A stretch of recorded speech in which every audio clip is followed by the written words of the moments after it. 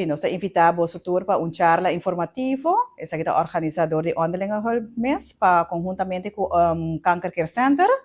Está echt wat hij informatie tocante de prevención de cáncer y el cuidado de especies de cáncer.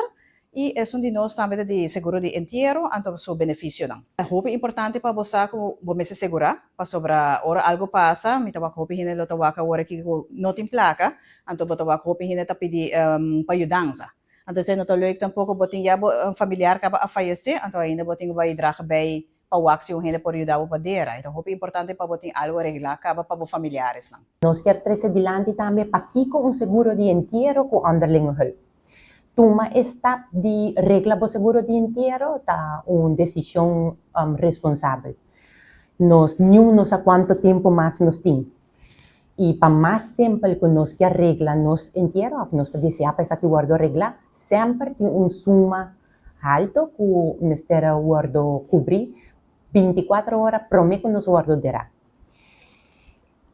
Essa aqui nós está considerar de nosso ponto de vista, nós está considerar que laga a decisão aqui para tomar depois, para regla depois, não está uma melhor opção sempre.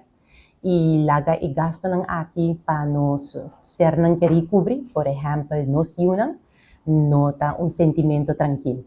Dus regla o seguro de entierro na tempo, toma contato com nós, busca toda a informação. E nós temos a opção que como maior por incluir um body de 18 anos, grátis bom na póliza.